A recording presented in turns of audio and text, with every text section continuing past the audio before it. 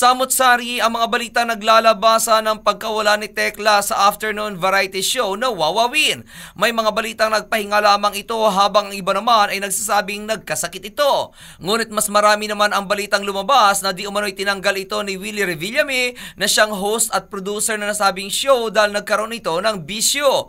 Ayon sa balita, nalulong umano sa kasino si Tekla, bagay na hindi nagustuhan ni Willie dahil nauubos lamang ang sinisweldo nito sa kanya sa sugal. Ngunit ang mas matinding balitang lumalabas ay nalulong umano ito, ngunit hindi sa kasino kundi sa droga.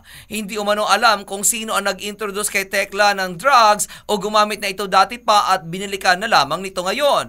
Nang malaman umano ito ni Willie ay agad nitong tinanggal si Tekla dahil ayaw umano ng TV host na sa kanyang bulsa pa manggagaling ang ipangdodroga nito since sa kanya galing ang sweldo nito. At yan aking balita, ako naman si RH43 Rocky, ang inyong kaliga sa mundo ng showbiz. Showbiz for more, like and share this page for more.